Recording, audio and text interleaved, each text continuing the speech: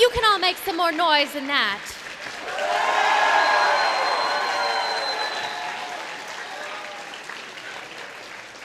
Amy Keating Rogers.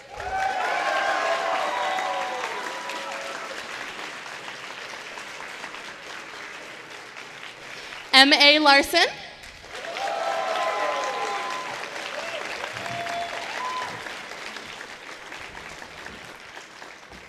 And Cindy Morrow.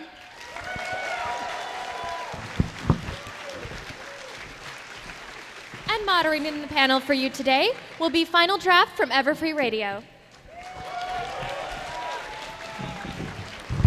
I'm not nearly as cool. Hi, guys. It's the first one. How's everyone doing? So they tell me this is a convention about ponies. So I brought notes. So everybody, yeah, this is the writers panel. I think another round of applause for these guys right off the bat, because these are amazing people.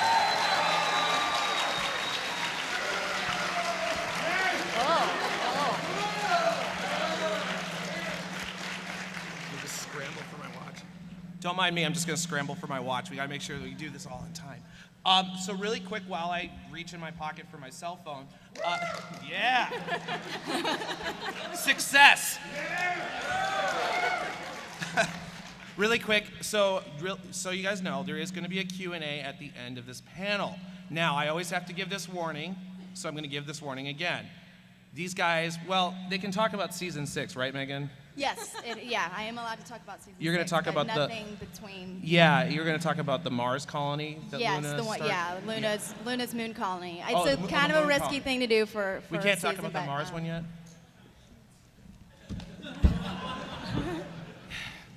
Okay. You gotta warn me. Anyway, so guys, really quick, obviously they can't talk about any of the episodes or any of the stuff that has not been released yet.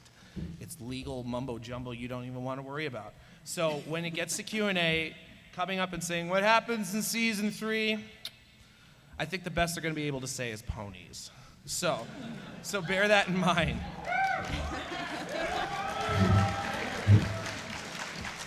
All right. So first off, I just want to, say welcome, Cindy. This is your first convention, right? Yes, it is. Everybody, Cindy Morrow.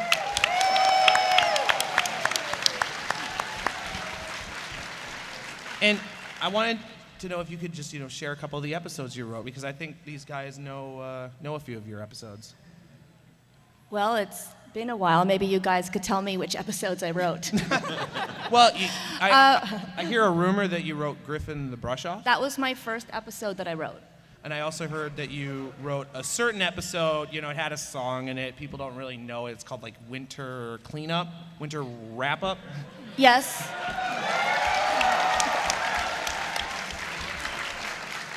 And what's your reaction to the bronies here? Did you expect to see this when you went into writing? Oh, no, I didn't expect to see it, but I'm really happy to see it now.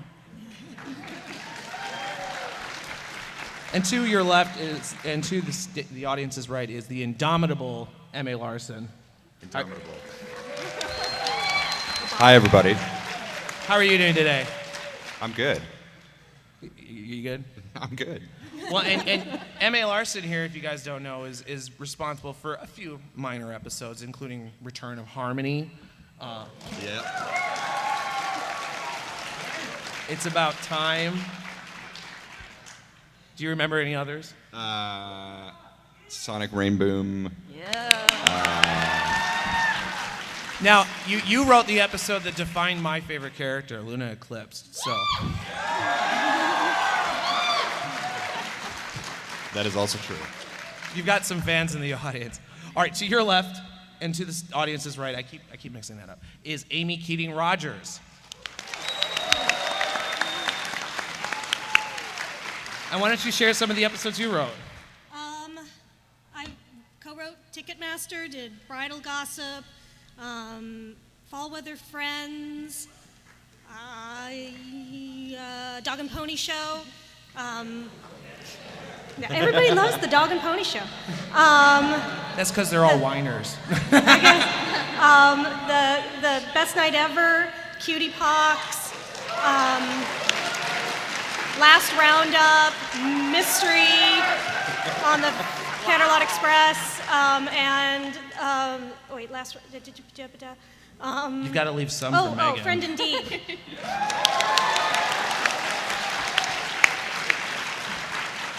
And last but certainly not least, Meghan McCarthy, the show. It's show editor. Is that the term? Story editor. Story editor. Story editor. That's why she has 2 mics. And you wrote a couple of the more well-known episodes as well. You did. I tend to write the episodes where the characters go crazy. So Party of One, anybody? I wrote Lesson 0 and Party of One. And then I also wrote Dragon Shy, Green is Not Your Color, Sweet and Elite, and the wedding finale of season 3.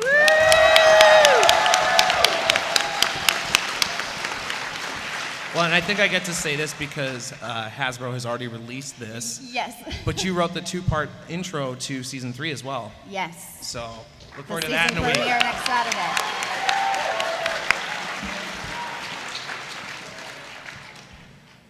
All right, so my first question is a general question for the group, which, I know that you've answered a few times, but how did you get involved in writing for My Little Pony?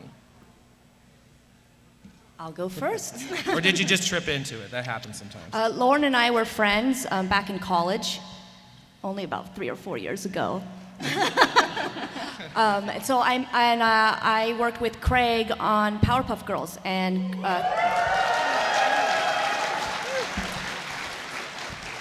so Lauren just contacted me when My Little Pony was in development and asked me if I'd be interested in writing on it, and I said, absolutely not. No, I'm joking.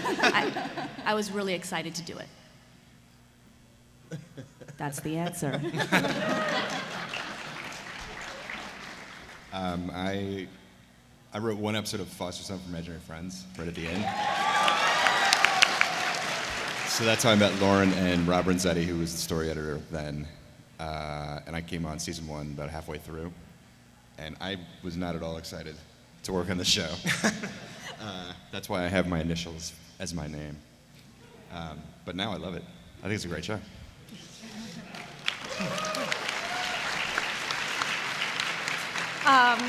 Lauren and I first met on Powerpuff Girls, and then she and I were at the Foster's rap party, because we both wrote on that as well, and she said, I'm pitching this show, this new version of My Little Pony, and if it goes through, I'd love for you to write for it. And so I heard about it really early on, and then once it did get picked up, when Hasbro said, yes, we want to make this, she gave me a call, and I got to start writing for it.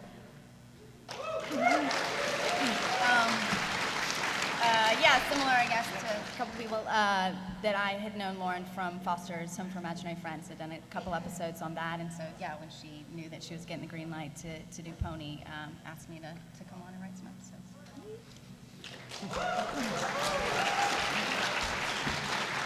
Well, something that we've talked about before at writers' panels at other conventions is the balance between the action-based episodes and the characterization-based episodes. And I know that, for example, Megan, as you admitted earlier, you tend to write the episodes where the characters go crazy, but you also have had your share of episodes where there's, a significant amount of action. For example, the Camelot wedding episodes. And I wanted to know, when you're writing an episode, when you go into it, starting off, and this is for the entire group, excuse me, do you go into it having almost a sense of the balance between the characterization elements and the action to it, or is it something more that the story develops organically, and if it happens to have more characterization or it happens to have more action, that just is part of the process? Well, I would say, like, with the 2-part episodes, we kind of go into those episodes knowing that we're going to have sort of the bigger action set pieces, just to it's a big, huge episode. We want there to be some big, huge things happening in it. So we certainly go into it knowing, there will be those kind of set pieces. And then and I would also say though, we're not like, okay, this is going to be really plot driven and this is going to be a lot of action and the characters, whatever, they can do whatever, it doesn't matter. We always start from a place of what the character wants and what they're trying to achieve, and it's just the obstacles that we throw in their way, especially in the two-parters, those become bigger obstacles, more, things where they might have to like fire at people with party cannons or something. And then within the individual, the half-hour episodes of the show, it really, the story itself, the original premise will dictate how the rest of it plays out. If there is going to be kind of action or world building, or if there's going to be more mythology of the show involved. The show isn't serialized. We can't carry a plot from the beginning of the season to the end of the season the way like a lot of action shows would do, but we do try to expand the world and deepen the characters throughout the course of a season. So I don't know, hopefully that answers your question. No, it does, but it actually leads to another question I had, which is, as story editor, I wanted to know if you guys could maybe walk through for the audience a basic idea of how an episode is constructed, because I know from what we've discussed in the past that you guys have actually, a meeting and you have like a whole process for how these episodes are constructed. So I was wondering if you could kind of detail that for the audience. Sure. We usually start off the season where we'll have a writers' summit where we'll bring in the people that are gonna do episodes for that season, and everybody needs to come in with a couple of springboard, just little nugget of ideas, or if they've come up with something that they really like and have a fuller story, come in and kind of pitch it to the group, and we'll put it up on a big whiteboard and write down all the ones that we really like, and then we'll kind of go through and pick out, okay, of those, which do we really like, and try to flesh out a premise, which just basically gives what's the beginning, middle, and end of the story. It doesn't have to be super detailed at that point, but you have to have a very strong sense of who the character is, what they want, what's going to keep them from getting what they want, and then how do they ultimately succeed in the end. So we'll have those premises. They'll get assigned out to the different writers. A lot of times it's based on different people have different strengths. And so you'll kind of say, okay, they are really good, or they really love to do sort of the more epic, action-y stuff. We'll give that person an episode. Or this person is so great at Rarity's voice. Let's have them do this episode. And then in the case of season 3, myself and I would try to get 2 writers at the same time to work on different stories. We'll come in and we have a big board, and we break it into the acts of the story and basically break out every scene that we want to see play out. And sometimes we'll pitch jokes in the room, and sometimes it'll just be, run with this, this is the scene where Twilight is going to confront her brother. That's all you need to know, and then they'll go off and write an outline, and then we'll get notes on that, and then they go to script and get notes on that, and it's kind of the basic process. No, I think it's really good. Well, you mentioned that when you're picking the author for the specific episodes, often it's based on who can write different characters the best. And a very popular question within the fandom is, who's your favorite pony? But I'm going to adapt it. Who is your favorite pony to write for? Somebody else. That's everyone. Rarity. And why is that? She gets to be, I love those characters who are so, self-inflated. Like, she's got heart to her, but she's also got a pretty big ego when she needs to, and you can get some good dialogue out of that. So she's my favorite to write. I love writing for Pinkie Pie. It's fun to be really silly, and kind of all bets are off with Pinkie, so you can go anywhere with her, and my brain goes that way a lot of the time, so I get to kind of, things that I think of that are silly, often Pinkie gets to say, so it's like this fulfillment. Do you have like a Pinkie goofiness. notebook you keep with you in case a silly thought pops in? Well, I should have an actual notebook, but I don't. But I have scraps of paper. There's an artist alley across the hall here that might carry those. I don't know. Yeah, Saying. I do have a magnet pad on the fridge, and when I'm cooking, all of a sudden I'll think of things and I'll just scratch it down, and I have used that for Pinkie a lot, actually. I think my favorite is Rainbow Dash. Them too. I think I'm a lot like her. Kind of tomboyish, says a lot of things before thinking. I also really like characters who have to learn lessons and make mistakes, because I think that you become a better person by learning from your mistakes. So she's my favorite.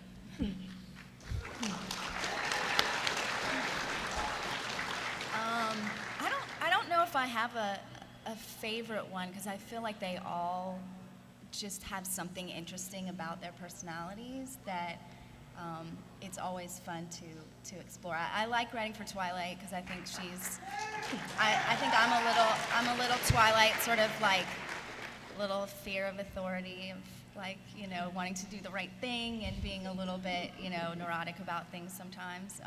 So I think that her voice is probably easier for me to find, because I'm just like, what would I do? I would go crazy and freak out because I missed my deadline. So yeah, she's definitely fun for me.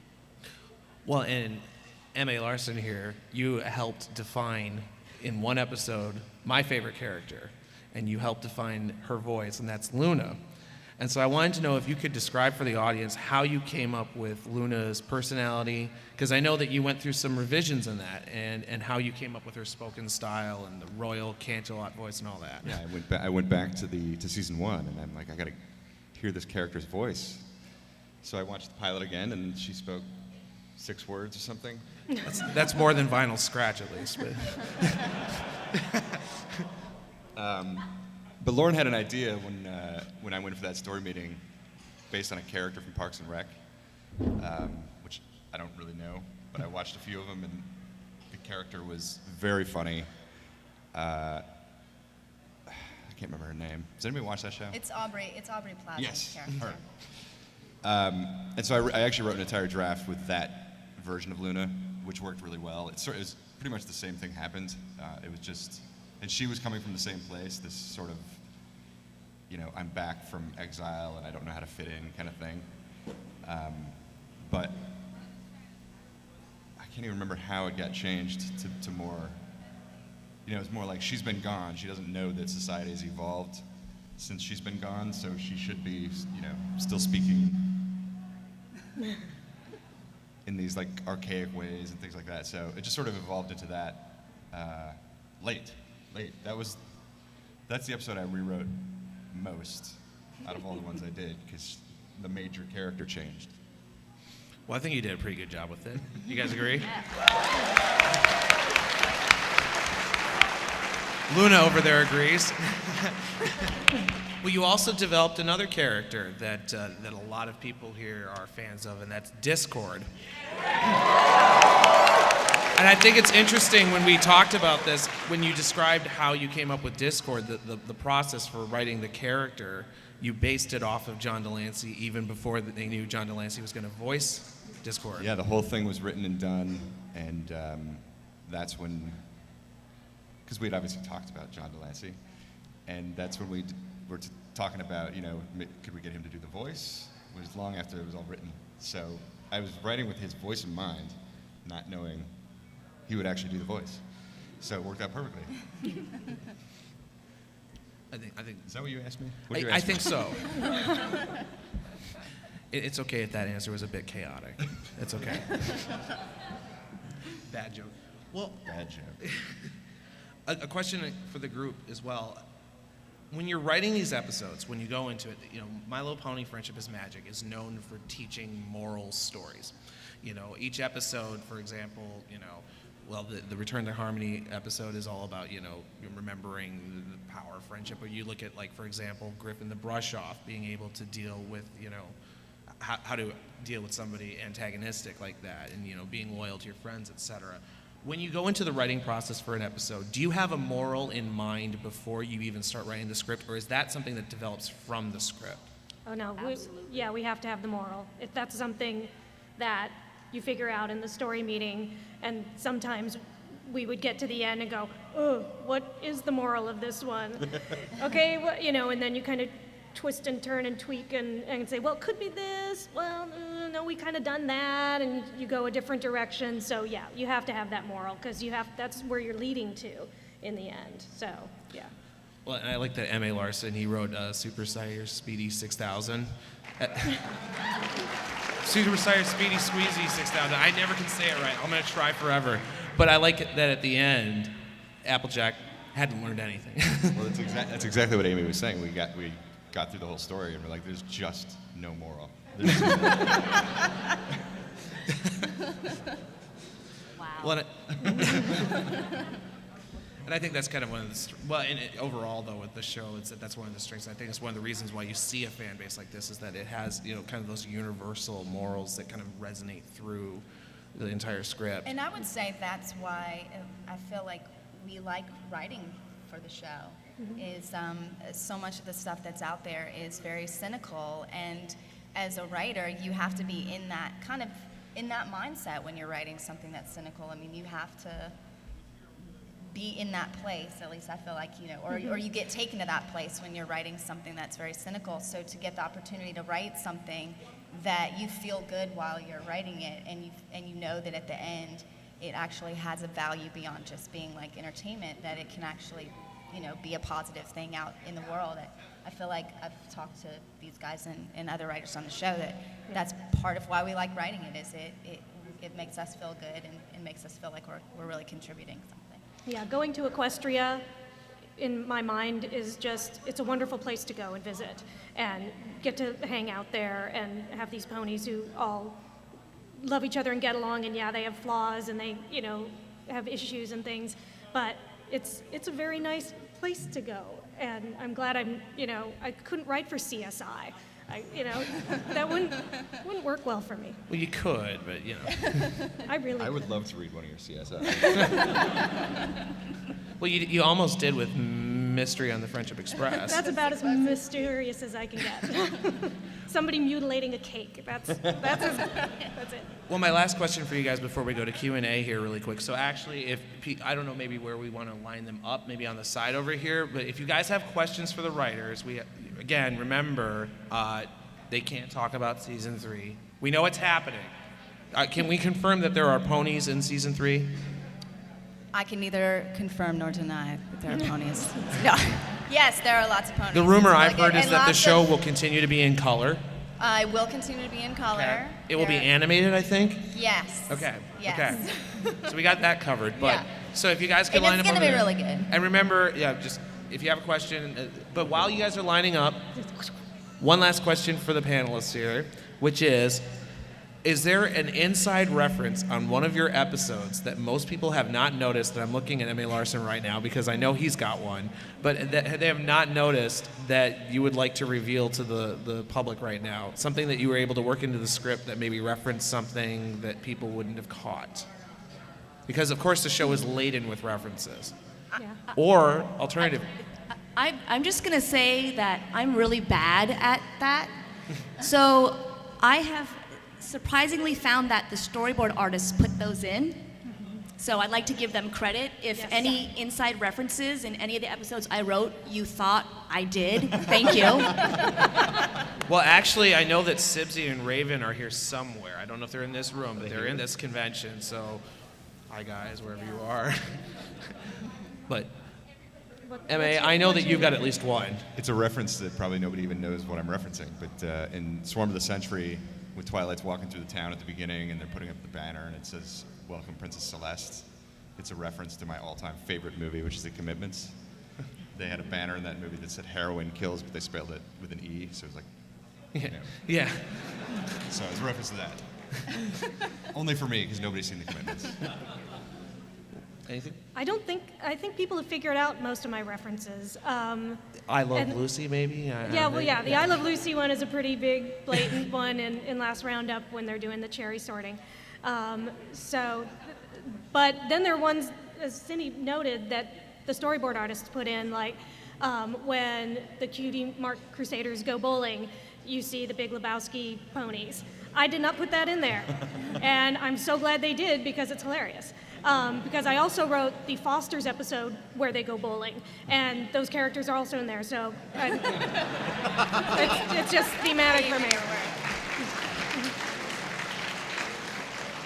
I don't think that there's any that haven't been, you guys look really carefully at these episodes. So if there's one in there, you found it. But there is one coming up that I'm very excited about.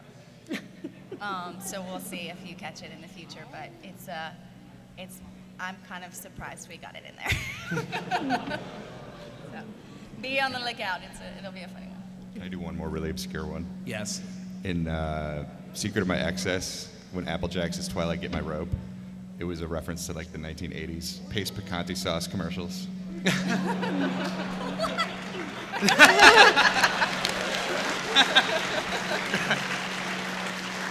Okay, well, we got a few minutes for Q&A, so let's get to it while we got time. Hi. Hello. First of all, Amy, don't regret Derpy. Okay. Just saying. Okay. My question is if you could have any celebrity as a guest voice actor or actress on your show, who would you want? That's a good one. I don't know. I have to think about that. Anybody else? Somebody? Yeah, I don't know. I really wanted Oprah to play Sapphire, the woman, yeah. the pony that comes in. That was the voice in my head, was Oprah. Oh, so I wish Oprah could go in and redub that. So. James Earl Jones. That's mine. James Earl Jones would be hilarious. Oh, yeah, that would be a good one. Yeah. Hi, yes, I was just wondering on the royal hierarchy, that there's Princess Luna and Princess Celestia, and I was just wondering, is there a king or queen around keeping them from being the queens of Equestria, or is it just because it's a pretty name?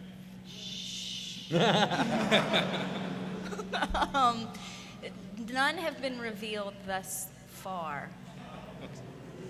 But now all of a sudden I've confirmed the hierarchy of the. We haven't seen none on the show, but we're constantly building in this. I've spoke about this on a previous panel that the Bible for the show didn't have as big a world as Equestria has become when it first started, and every season a little bit more is added to the mythology, and I'm still making it up.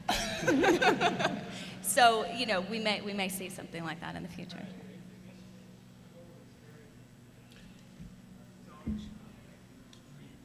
Hi. So what exactly is the process of writing the show? Is there like a big room where all the writers get together and they just have fun with it? Or is it, somebody secluded in the corner of their bedroom writing on a notebook? Both. Yeah. Sometimes with pajamas. Yes. Sometimes. Yeah, I don't know where this is. We got a hot mic here. Yeah, we have the big writers meeting where you beat out the whole thing, but then once that's done, you go to the privacy of your bedroom in your pajamas, and you write your outline and then your script, and that's just you doing that, and then it gets sent to the story editor, and you have email or phone conversations about notes, but the first big figuring it all out is an interaction between a group of people of at least 3. Thank you. It is a very strange process because we don't really get together like this very often. Mm-hmm. It's like once at the beginning, and then story meetings. But It's not. The show is all. The writing is all freelance. We don't have an office where we all are there all day, and or a writer's room where when a script comes in, we all can kind of punch it up together. It's all done off-site, and then the power of the internet to exchange emails and Skype. A lot of Skype. Thank you.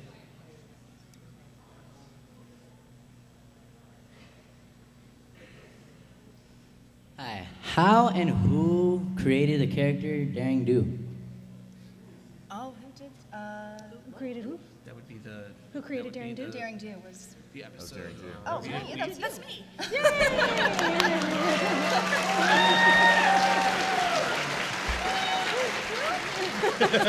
Who's Daring Do? I actually don't remember if Daring Do's name was Daring Do when I wrote the script. But of course, since that's such an integral part of the story, that came up at the original story meeting with the story editors. So I didn't really invent her, I just wrote about her.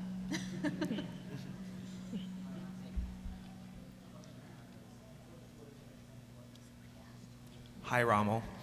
Hi, so I'm not actually here to ask a question, but I'm actually here to deliver something to you guys, which was given to me from a fellow brony who believed very strongly in what this show means and the collective effort and energy that's been put into its actualization and all of this, more or less.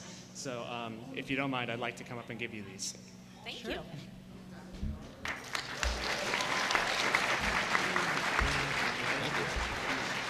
Thank you. It's my Pinkie Pie notebook. Oh no, this is for Cindy. I got one of these before, and I brought it with me because I was told that it would be a good thing to write my con experiences in, and so I brought it with me to this one. So I got mine left. Oh, that's me. I think I've gotten one of these before too. One Now I have always two. gets another This will notebook. officially And everybody, be my, just my so Pinkie everybody Pie knows, notebook. this is Rommel from Bronies for Good. If you guys have heard of Bronies for Good, they've raised thousands upon thousands of dollars for charity efforts in Africa. So yeah, $95,000. yeah, a lot of money for charity. So. Wow. Thank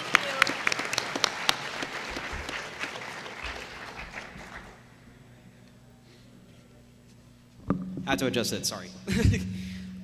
Hi guys, my question is for Amy. So you've stated in other interviews that at the gala, Ever After from Into the Woods was your inspiration for the song. Yes. And I recently listened to the song and they sound so identical to each other. So was it really difficult for you to differentiate the two so they didn't sound the same? Well, when I wrote those lyrics, I completely wrote it to the tune of Ever After. I then, because I'm a dork who thought that everybody did this, I then recorded the whole thing, me singing it, and I layered the voices because I know how to, I don't know how to use GarageBand, but I know how to use Final Cut. So I recorded myself, and it's crazy. So it was this big epic thing, and I don't think it ever got heard by anybody, and that's probably okay. But until now. Until now. But then it referenced it in the script, and so then it was Daniel's job to tweak it enough so that it didn't sound like it. But I mean, I totally cheated off of Sondheim's paper. Steal from the best. Okay, well, thank you. Sure. Well, and that's something interesting to note as well, is that while Daniel Ingram writes the music for the songs, these guys write the lyrics for the songs. So for example, she wrote the lyrics to Winter Wrap Up. So yeah. And for more information on that interplay, go and find the video from Carolot Gardens where we talk to Daniel at the same time as well. But, Yeah. Have you guys ever wanted to do more with the more fan-driven characters such as Dr. Hooves or Lyra? I think the trick with that, right, is that if it's a fan character, that means that it's, in a sense, fan-owned. And I think that, the way that they end up writing the show, and you guys can tell me if I'm saying this right, but, in a sense, those background characters, what I've heard from a lot of the creators, a lot of the storyboard artists, etc. For example, like Dr. Who's, or, I think they're calling him Time Turner now, that's the storyboard artist, that's the layout artist who put them in there. And the way they've always worded it to me when I've talked to them, and maybe you guys can tell me if this is how you view it, is that those background characters are, in a sense, the fans' characters to do what they want with it. And that if these guys come in and impose their writing on it, it kind of changes that, right? So for example, in the fandom, everyone knows about Lyra and Bon Bon. Well, if they ended up writing something to impose on that, that would change how the fans approach it. So I think they leave the background characters. Does that sound about right? Yeah, we actually don't really think about the background characters very much. In our scripts. But now there are ones that do sort of have identities. Yeah. We will sort of mention, maybe they won't have lines or whatever, but like say there's a party and there needs to be a DJ at the party. Octavia, there's a then? particular DJ that will probably play that party. And it's funny because the background characters we gave them different names. In the scene in Applebuck season, there's, when the cows are running through and ponies are fainting, I had different names than I think what you guys came up with. And that's fine. I just needed to name them something as they're fainting and, freaking out. So, that you guys then give them a different identity and they live those lives, that's really awesome. I'm going to ask the question everyone in the room is thinking. Do you remember any of those names that you originally named them? They were all flowers, is what I'm remembering. I think they still are. Are they still flowers? Okay, that's what I'm not, I didn't know whether those names stuck or what happened, so. Thank you. Just want to congratulate you guys on the work you guys have done. Thank you.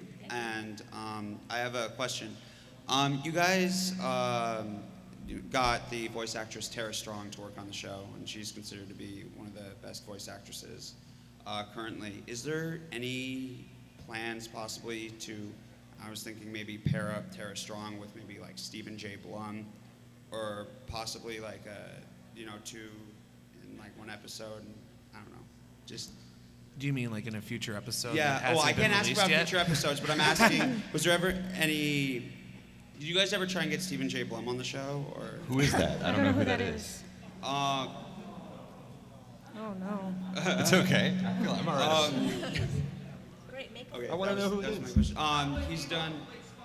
Oh no. He's played like every character ever on any anime. Most of all of the voice casting, with the exception of Tara, happens in Vancouver. Okay. Because the production of the show actually, the writing all takes place in LA, but the production all takes place in Vancouver. So the pool of talent that they pull from the show for the show is primarily comes from there. So it would, but if there is a character that we were like, this is the guy who has to do this voice, then we would try to fight for, so. Like Oprah. Like Oprah, for instance. We would fight her. Hello. I have a question. It involves something with characters, and you guys make characters like Applejack and Rainbow Dash, and you make them all so unique. And I'm working with friends to make something like your show. You know how Lauren Foss started the show. Me and my friend are doing something similar, and we're trying to make a show too. And hopefully, maybe you'll see it someday in the future years. And I was wondering, how do you make such in-depth characters involving like individuality and what makes them specifically unique? Well, some of that is developed prior to a show actually being greenlit or accepted. You really have to come forth with a Bible or a concept in which the characters have specific attributes. But part of the joy of writing and developing a show is that new personalities and new things about those characters are developed by writers or storyboard artists. Is there any character in My Little Pony in which you wrote something and then that became the personality or part of that personality? I definitely feel like there's catchphrases and stuff, but I think you're asking more like how do you really develop sort of individual characters that have these sort of really individual Similar attributes. Kind of personality kind of thing. And I think, what's so great about the show, and all credit to Lauren, is that she really did create these characters with very distinct personalities. And I think you have to find, if you had to boil a character down to one thing, what would that one thing be? And then what is their biggest flaw? What do they want the most, and what's their biggest flaw? And trying to make the characters that you're doing within one show all different in that way. But you want to have that one identifiable thing when somebody sees it, they go, I know how they would react if you gave them a puppy. And you could do that with any of the characters on this show. If you gave Applejack a puppy, here's what she would do. If you gave Rainbow Dash a puppy, here's what she would do. And they would all be very different with that puppy. But it's something simple like that. Take a very simple situation like that and say, how would my character react differently to that in an identifiable way? I think another element of the depth is you look at what happens in between the episodes, and the different pairings. Like Rainbow Dash and Fluttershy knew each other before any of the others because they grew up together. or Applejack and Rainbow Dash have kind of similar personalities. They have a little bit of a rivalry. You know, if you look at how they pair up with each other, that reveals something about them too. Kind of like a bit of a similar personality in a way, because they're both very determined, both have a very determined nature, except Applejack's that differs is that she's more cautious than Rainbow Dash, whereas Rainbow Dash is more reckless. Right, so even within that character, you can have a trait that seems very similar, but the way they behave or the way they showcase that trait makes them different. Well, you can also do it with opposites too. Like there was the sleepover episode where you put two characters who are completely opposite together and see what happens. And Applejack do not go good together. Well, and you know, you've said at other conventions as well, M.A. Larson, that you view the show in a sense like that you write it like a sitcom. That's how sitcoms really are developed. That it's that, you know, you take the two different characters and you put them with each other and you imagine the reaction. Yeah. Well, we're running a little bit low on time, so we probably got time for maybe one or two more questions.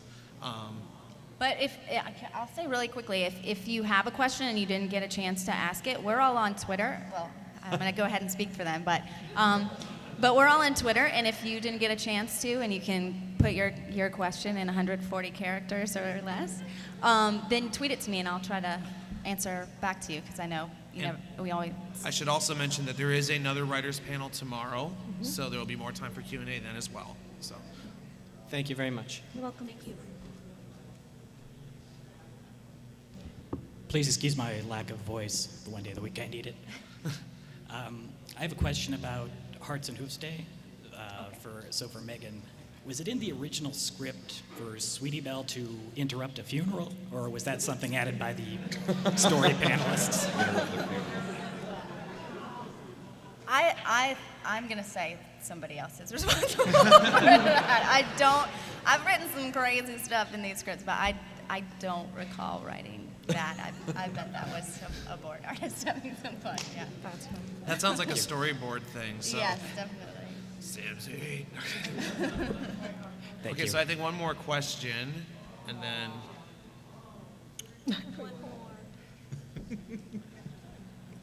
Hi there. Hi. First things first. I am not worthy. I am not worthy. My question is about Super Speedy Cider 6000, and excuse me for getting the name wrong. I know how you feel. I know. Whoever came up with that is the most evil person on the planet. But when you came up with the Morrow, how did the thought process go? And was it just a giant troll? That mission accomplished. We broke the whole story down, and the day was getting long, and we were like, we don't have a moral. And they sent me home and just said, see if one comes up. And it didn't. And so I wrote it like that and said, what about this? Can we do this? Because there's a backdoor moral. I mean, she says I didn't learn anything, but then she says, I already knew my friends, whatever. So we just said, let's try it. And then the hub was like cool about it. So there you go. Awesome. Now, before we wrap this up, well, I know we do because, Amy, there was someone I should be calling on, right? Yeah, Ohad? Oh, could you say that again? Ohad? Ohan? All right. He's got a flag. And I should say I've been receiving text messages, the whole panel from full papers in Britain, making sure I called on him. So. That is amazing.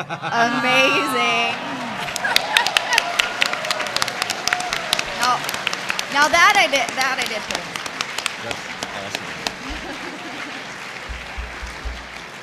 That's great. Are you going to say anything, or am I going to say something? Me? Okay. So a certain fan could not make it to the con, and he was very sad about this. He has requested that I deliver some items to someone.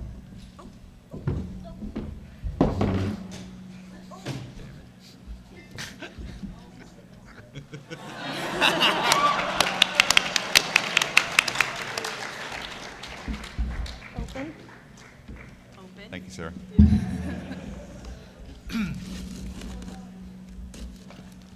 I think we should say who this is coming from. Yeah, if you haven't figured it out, full papers. What's happening? Fantastic. Speaking of the Morrow.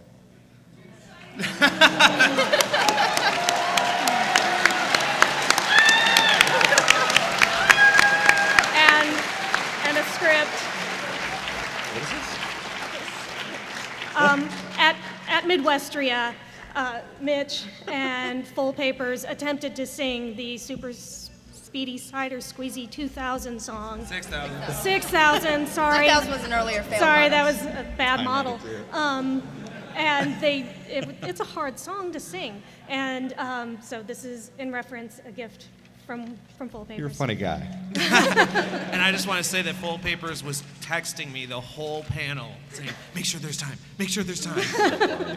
So drink siren and learn nothing, you got at least the ability to do half right there. He highlighted my part because I couldn't remember any of the words. So, okay, well, guys, give him time. He's got to study it first. So, guys, I think we need a big round of applause for the writers.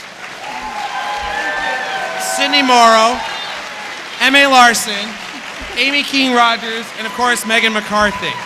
And I'm not sure if you guys are aware, but there's a new episode that's going to be on sometime soon. So maybe check that out. Thanks, you guys. Thank you. Thank you.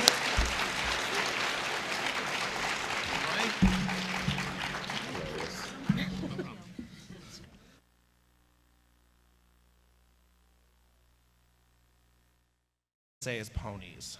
So bear that in mind.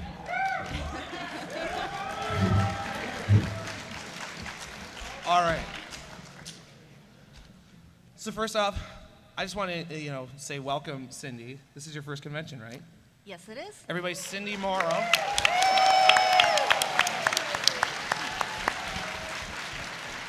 And I wanted to know if you could just, share a couple of the episodes you wrote, because I think these guys know a few of your episodes. Well, it's been a while. Maybe you guys could tell me which episodes I wrote. Well, I hear a rumor that you wrote Griffin the Brush-Off. That was my first episode that I wrote. And I also heard that you wrote a certain episode, it had a song in it. People don't really know it. It's called like Winter Cleanup, Winter Wrap-Up. Yes.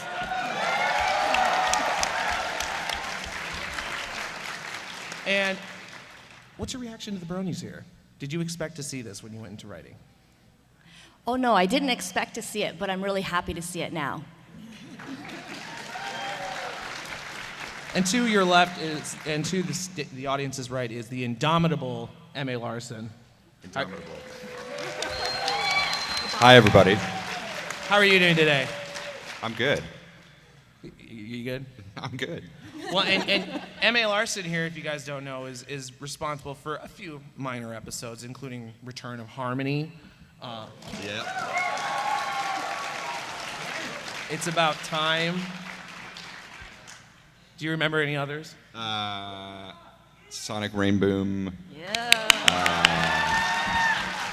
Now, you wrote the episode that defined my favorite character, Luna Eclipse, so. That is also true. You've got some fans in the audience. All right, to your left and to the audience's right, I keep mixing that up, is Amy Keating Rogers. And why don't you share some of the episodes you wrote? I co-wrote Ticketmaster, did Bridal Gossip, Fall Weather Friends, Dog and Pony Show. Everybody loves the Dog and Pony Show. That's because they're all whiners. The Best Night Ever, Cutie Pox,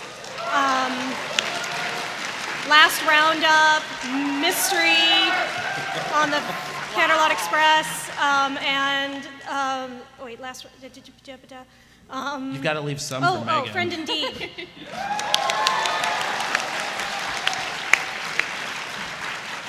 And last but certainly not least, Meghan McCarthy, the show, it's show editor, is that the term? Story editor. Story editor. Story editor. That's why she has 2 mics. And you wrote a couple of the more well-known episodes as well. You did. I tend to write the episodes where the characters go crazy. So. Party of One, anybody? I wrote Lesson 0 and Party of One. And then I also wrote Dragon Shy, Green is Not Your Color, Sweet and Elite, and the wedding finale of season 3.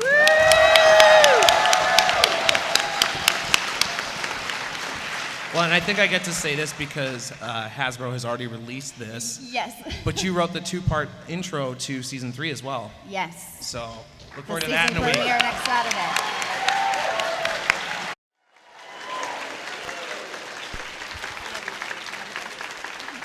You can all make some more noise than that.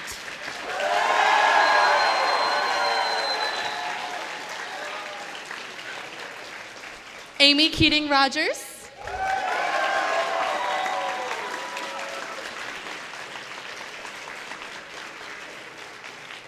M.A. Larson.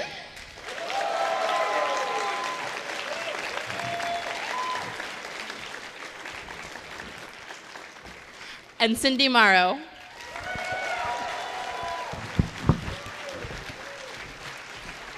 And moderating the panel for you today will be Final Draft from Everfree Radio.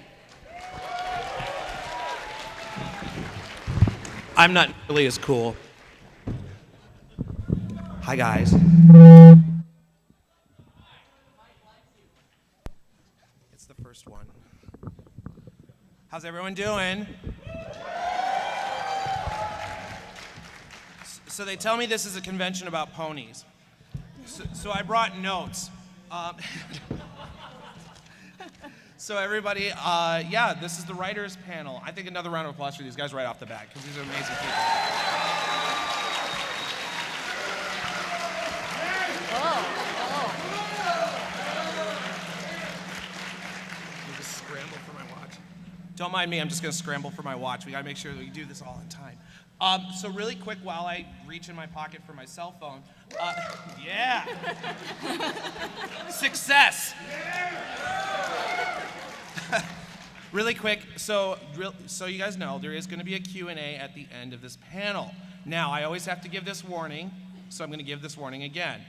These guys, well, they can talk about season 6, right, Megan? Yes, yeah, I am allowed to talk about season 6. You're going to talk about nothing between. Yeah, you're going to talk about the Mars colony that yes, Luna the one. started? Yeah, Luna's moon colony. It's Oh, a the kind of a moon risky colony. thing to do for. We can't a talk season, about the but, Mars one yet?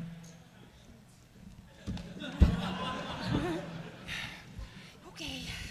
You gotta warn me. Anyway, so guys, really quick, obviously they can't talk about any of the episodes or any of the stuff that has not been released yet. It's legal mumbo jumbo you don't even want to worry about. So when it gets to Q&A, coming up and saying what happens in season 3, I think the best they're going to be able to